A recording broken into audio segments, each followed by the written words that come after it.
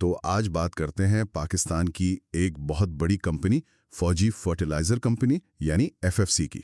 ये सिर्फ एक कंपनी का तज्जिया नहीं होने वाला, ये दरअसल उस सवाल का जवाब तलाश करने की कोशिश है कि जब एक बहुत बड़ी मुनाफा बख्श कंपनी की अपनी मार्केट में आप कह लें कि मजीद तरक्की की गुंजाइश तकरीबन खत्म हो जाए तो वो करती क्या है। बिल्कुल, ये एक क्लासिक कैश काउ का मसला है। Cash cow? जी, मतलब आपका बुनियादी कारोबार बहुत पैसा कमा रहा है, लेकिन उसमें अब मजीद बढ़ने की रफ्तार बहुत सुस्त है। तो फिर इंतजामिया को फैसला करना होता है, क्या ये पैसा शेयर होल्डर्स को वापस करते रहें या फिर कोई नया बड़ा जुआ खेले। तो आइए इस कहानी को शुरू से शुरू करते हैं। एफएफसी का बुनियादी कारोबार क्या है? हम सब सोना यूरिया का नाम तो जानते हैं, लेकिन जाहिर है ये इससे कहीं ज्यादा है। बिल्कुल, बुनियादी तौर पर तो ये खाद और केमिकल्स बनाते और बेचते हैं। लेकिन यहाँ जो बात समझने वाली है वो पाकिस्तान के फर्टिलाइजर सेक्टर की साख्त है। अच्छा, देखें, ये एक ओलिगोपोली है। ये कोई ऐसी मार्केट नहीं जहां सैकड़ों कंपनियां मुकाबला कर रही हों। मतलब चंद बड़े खिलाड़ी हैं बस। जी, यूं समझें कि ये एक ऐसी रेस है जिसमें सिर्फ दो बड़े घोड़े दौड़ रहे हैं, फौजी ग्रुप और एंग्रो। और इस रेस में एफएफसी सबसे बड़ा खिलाड़ी है। कितना बड़ा? इतना बड़ा कि मिसाल के तौर पर 30 सितंबर 2025 तक 9 महीनों में जो कुल सोना डीएपी फरोख्त हुई, उसका 69% हिस्सा सिर्फ उनका था। 69%? यानी मार्केट का 2/3 से भी ज्यादा। जी, ये है उनकी मार्केट पर गिरफ्त। ये तो वाकई मार्केट पर मुकम्मल कंट्रोल वाली बात है। इन 9 महीनों में एफएफसी के प्लांट्स ने 2,207,000 टन यूरिया पैदा किया, जो उनकी पैदावारी सलाहियत का 113% है। 113%? जी। और डीएपी की पैदावार 622,000 टन रही, जो सलाहियत का 128% है। जी हाँ, और ये अदादो-शुमार ही कहानी का पहला दिलचस्प मोड़ है। एक मिनट, सलाहियत का 128%? ये तो नाकाबिले यकीन लगता है। क्या इसका मतलब यह है कि इनके प्लांट्स दुनिया के बेहतरीन प्लांट्स में से हैं, या वो इन्हें इतना ज्यादा चला रहे हैं कि मुस्तकबिल में खराबी का खतरा बढ़ जाए? असल में ये दोनों का मुरक्कब है। एफएफसी ऑपरेशनल कारकर्दगी में वाकई कमाल रखती है। इनके इंजीनियर्स प्लांट्स को उनकी डिजाइन करदा सलाहियत से भी ज्यादा चलाने में कामयाब रहे हैं। जो इनकी महारत को जाहिर करता है। बिल्कुल, लेकिन इसका दूसरा पहलू ये है कि इनके पास मजीद पैदावार बढ़ाने की गुंजाइश तकरीबन खत्म हो चुकी है। वो पहले ही अपनी हद से ज्यादा काम कर रहे हैं। अच्छा, तो यही चीज उन्हें नए शोबों में सरमायाकारी पर मजबूर कर रही है। बिल्कुल वही। लेकिन क्या हम इसे वाकई बेहतरीन कारकर्दगी कह सकते हैं, अगर वो ऐसा माल बना रहे हैं जो मार्केट में बिकी नहीं रहा? क्योंकि रिपोर्ट ये भी कहती है कि इसी अरसे में पूरी इंडस्ट्री में यूरिया की मार्केट 8% सुकड़ में। एक तरफ रिकॉर्ड पैदावार और दूसरी तरफ मार्केट सुस्त। जी, जिसकी बुनियादी वजह किसानों की कमजोर माली हालत है। इस सुस्त रवि की वजह से पूरी इंडस्ट्री के पास 1.2 मिलियन टन यूरिया का जखीरा जमा हो गया। 12 लाख टन। जी, लेकिन यहाँ भी एफएफसी की ताकत नजर आती है। इस पूरे जखीरे में से उनका हिस्सा सिर्फ 290,000 टन था, यानी कुल इंडस्ट्री की इन्वेंट्री का तकरीबन 25%। मतलब मार्केट सुस्त होने के बावजूद वो अपने हरीफों से कहीं बेहतर फरोख्त कर रहे थे। बिल्कुल, उनका माल फिर भी निकल रहा था। ठीक है, तो एक तरफ ऑपरेशनल कमाल और दूसरी तरफ मार्केट की सुस्त रवि। इसका असर इनके मुनाफे पर कैसा पड़ा? आइए जरा इनकी आमदनी के गोशवारे को देखते हैं। 30 सितंबर 2025 को खत्म होने वाले 9 महीनों में उनकी कुल फरोख्त यानी टर्नओवर 283 अरब रुपए था। 283 अरब? और ये पिछले साल के मुकाबले में 26% ज्यादा है। जी, 26%। ये तो बहुत अच्छा इजाफा लगता है, खासतौर पर एक सुस्त मार्केट में। बज़ाहिर तो ऐसा ही लगता है, लेकिन इसकी बड़ी वजह एफएफबीएल यानी फौजी फर्टिलाइजर बनकासिम का इंजमाम है। उसके पोर्ट कासिम प्लांट के ऑपरेशंस शामिल होने से उनकी आमदनी बढ़ी, ना कि सिर्फ पुराने कारोबार की तरक्की से। ठीक है, अब अगर हम लागत को देखें तो इन 283 अरब की सेल्स पर माल बनाने की लागत कितनी थी? वो तकरीबन 190 अरब रुपए थी। तो अगर इनकी कुल सेल्स 283 अरब थीं, इसमें से 190 अरब की लागत निकाल दें तो इनके पास तकरीबन 93 अरब रुपए का मजमूई मुनाफा बचा। जी, 92.8 अरब रुपए का ग्रॉस प्रॉफिट। यानी तकरीबन 33% का ग्रॉस मार्जिन। क्या ये सेक्टर के लिए अच्छा समझा जाता है? जी, बहुत अच्छा मार्जिन है। और इसकी बड़ी वजह यह है कि खाद बनाने की सबसे बड़ी लागत कुदरती गैस है, जो कुल लागत का कितना फीसद बनती है? तकरीबन 75 से 80%।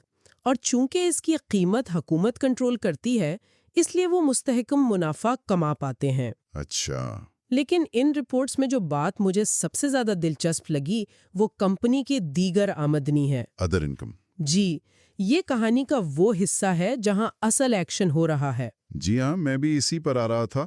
ان کی دیگر آمدنی 34.4 ارب روپے تھی اور اس میں سے 20.9 ارب روپے، آدھے سے بھی زیادہ، صرف دوسری کمپنیوں میں کی گئی سرمایہ کاری سے حاصل ہونے والا ڈیویڈنڈ تھا۔ بالکل، یہ اعداد و شمار ظاہر کرتے ہیں کہ ایف ایف سی صرف کھاد بیچ کر نہیں کما رہی۔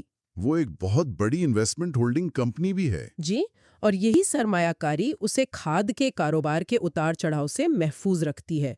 آخر میں تمام اخراجات اور ٹیکس نکالنے کے بعد کمپنی نے 57.6 ارب روپے کا خالص منافع کمایا، جو فی شیئر 40.50 روپے بنتا ہے۔ تو یہ جو گوداموں میں مال جمع ہو رہا ہے جس کا ہم نے پہلے ذکر کیا، اس کا اثر یقیناً کمپنی کی بیلنس شیٹ پر بھی نظر آ رہا ہوگا۔ کیا صورتحال ہے اثاثوں اور واجبات کی؟ 30 سپٹمبر 2025 تک کمپنی کے کل اثاثے 403.5 ارب روپے تھے، لیکن اس میں جو چیز سب سے نمایاں ہے وہ ہے سٹاک ان ٹریڈ، یعنی فروخت کے لیے تیار مال۔ جی، دسمبر 2024 میں یہ 23.7 ارب روپے تھا، جو صرف 9 مہینوں میں بڑھ کر 60.4 ارب روپے ہو گیا۔ یعنی 37 ارب روپے سے زیادہ کا مال ان کے گوداموں میں اضافی جمع ہو گیا۔ بہت بڑی رقم ہے، اور یہ براہ راست اس بات کی تصدیق ہے کہ پیداوار تو پوری رفتار سے جاری ہے لیکن فروخت اس رفتار سے نہیں ہو رہی۔ لیکن بیلنس شیٹ کی دوسری طرف ایک اور کہانی ہے۔ جی، وہ ان کی اصل مالی طاقت ہے۔ کمپنی کے پاس طویل مدتی سرمایہ کاری 82.7 ارب روپے اور قلیل مدتی سرمایہ کاری 142.4 ارب روپے کی ہے۔ ان دونوں کو ملا کر تو یہ 225 ارب روپے بنتے ہیں۔ جی، 225 ارب، یہ وہ رقم ہے جو انہوں نے دوسرے کاروباروں اور مالیاتی اداروں میں لگائی ہوئی ہے۔ اور واجبات کی طرف کیا صورتحال ہے؟ وہاں بھی کوئی غیر معمولی بات نظر آئی؟ جی، ان کے کل واجبات 271 ارب روپے کے قریب ہے۔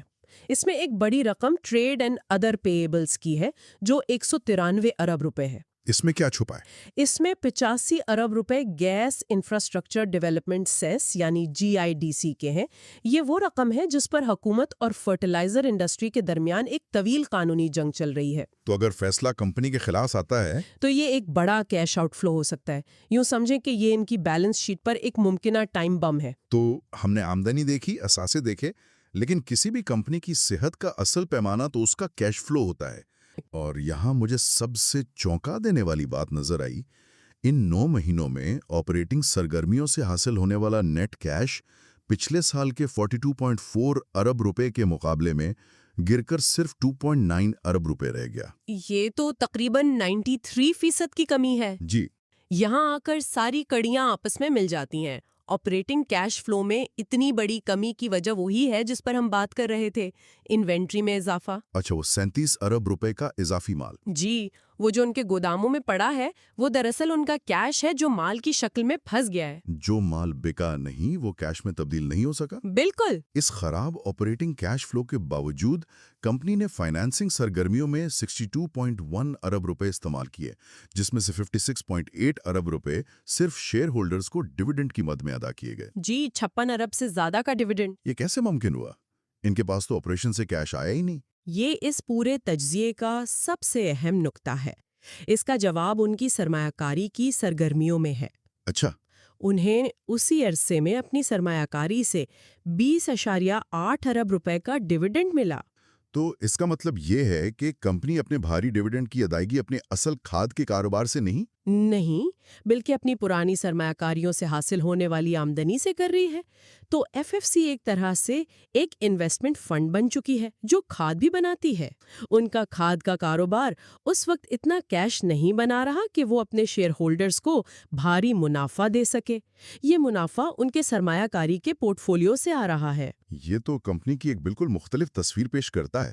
تو اس ساری صورتحال کو دیکھتے ہوئے کمپنی کی مستقبل کی حکمت عملی کیا ہے؟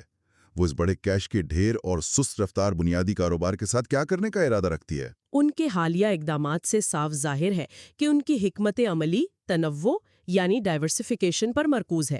وہ سمجھ چکے ہیں کہ کھاد کے کاروبار میں ترقی کی رفتار محدود ہے۔ اسی لیے وہ اپنی بڑی نقد رقم کو نئے شعبوں میں لگا رہے ہیں، بالکل۔ جیسے کہ تھر انرجی لمیٹڈ کا پاور پروجیکٹ جو اب مکمل ہو چکا ہے۔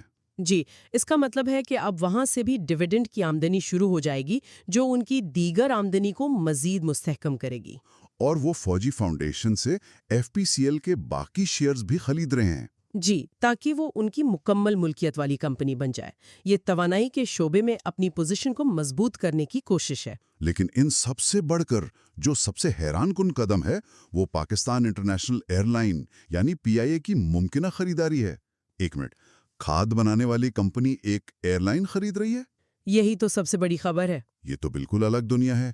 کیا ذرائع اس پر بات کرتے ہیں کہ اس کے پیچھے کیا سوچ ہے؟ یہ تو بہت بڑا خطرہ مول لینے والی بات لگتی ہے۔ بالکل، اور تجزیہ کار اسی پر منقسم ہے۔ ایک طرف یہ دلیل ہے کہ FFC کے پاس بے تحاشا کیش ہے اور وہ اسے کسی بڑے منصوبے میں استعمال کرنا چاہتی ہیں جہاں ترقی کی گنجائش ہو۔ وہ شاید یہ سوچ رہے ہیں کہ وہ اپنی آپریشنل مہارت سے PIA کو ایک منافع بخش ادارہ بنا سکتے ہیں۔ شاید، لیکن دوسری طرف ایئر لائن انڈسٹری پوری دنیا میں ایک انتہائی پیچیدہ اور کم منافع والی صنعت ہے۔ جی، یہاں تو بڑی بڑی کمپنیاں ڈوب جاتی ہیں۔ کیا یہ ایک ایسا جوا نہیں جو ان کی مستحکم ساخت کو نقصان پہنچا سکتا ہے؟ یہی سب سے بڑا خطرہ ہے۔ ناقدین کا کہنا ہے کہ یہ ایک بہت بڑی غلطی ہو سکتی ہے۔ یہ فیصلہ FFC کو یا تو ایک متنوع صنعتی سلطنت بنا سکتا ہے، یا اس کے لیے ایک بہت بڑا درد سر بن سکتا ہے۔ جی، جو سالوں تک ان کے وسائل اور توجہ کو استعمال کرتا رہے گا۔ یہ ان کے لیے ایک بالکل نیا کھیل ہے جس کے اصول وہ نہیں جانتے۔ تو یہ ان کی بڑی حکمت عملی ہے۔ کیا وہ اپنے بنیادی کاروبار یعنی کسانوں سے براہ راست تعلق کو بھی مضبوط کرنے کے لیے کچھ کر رہے ہیں؟ جی، اس کے لیے وہ اپنے ریٹیل نیٹ ورک سونا سینٹر کو ملک بھر میں 270 مقامات تک پھیلا رہے ہیں۔ جس کا مقصد کسانوں تک براہ راست رسائی حاصل کرنا ہے۔ جی، اور انہیں مشاورت فراہم کرنا، اپنی مصنوعات کی فروخت کو یقینی بنانا، کیونکہ مستقبل کا انحصار بہرحال کسانوں کی مالی حالت پر ہی رہے گا۔ صحیح۔ زرعی شعبے میں یہ اتار چڑھاؤ ایک سائیکل کی طرح آتے رہتے ہیں، اس لیے موجودہ سست روی مستقل نہیں ہو سکتی۔ تو اگر ہم آج کی اس پوری گفتگو کا خلاصہ کریں تو تصویر یہ بنتی ہے کہ FFC ایک ایسی کمپنی ہے جو آپریشنل طور پر انتہائی مؤثر ہے، اپنی مارکیٹ کی انڈسپیوٹڈ لیڈر ہے، اور اس کے پاس ایک بہت بڑا اور منافع بخش سرمایہ کاری کا پورٹ فولیو ہے۔ جی، لیکن اس کے ساتھ ہی اس کا بنیادی کاروبار اس وقت ڈیمانڈ کی کمی اور بہت زیادہ انوینٹری جیسے سنگین چیلنجز کا سامنا کر رہا ہے۔ اس کا آپریٹنگ کیش فلو تقریباً ختم ہو چکا ہے۔ لیکن اس کی مالی طاقت، خاص طور پر اس کی سرمایہ کاری سے حاصل ہونے والی آمدنی، اسے نہ صرف اپنے شیئر ہولڈرز کو مسلسل بھاری منافع دینے کے قابل بناتی ہے، بلکہ اسے ایئر لائن جیسے نئے اور خطر شعبوں میں داخل ہونے کا حوصلہ بھی دیتی ہے۔ تو FFC اب صرف ایک کھاد کمپنی سے ایک متنوع صنعتی گروپ میں تبدیل ہونے کی دوراہے پر کھڑی ہے۔ مستقبل کے لیے بڑا سوال یہی ہے کہ وہ اس تبدیلی کو کتنی مؤثر طریقے سے سنبھالتی ہے۔ اور اس سے بھی بڑا سوال یہ ہے کہ وہ اپنے وسیع سرمایہ کو ایویشن جیسے نئے اور ممکنہ طور پر زیادہ پرخطر منصوبوں میں کیسے استعمال کرتی ہے۔ اور اس سے ایک مستحکم، محفوظ اور مسلسل ڈیویڈنڈ دینے والی کمپنی کے طور پر اس کی دہائیوں پرانی ساخت پر کیا اثر پڑے گا؟ یہ ایک ایسا سوال ہے جس کا جواب آنے والے چند سالوں میں ملے گا اور جس پر تمام سرمایہ کاروں کی نظریں لگی رہیں گی۔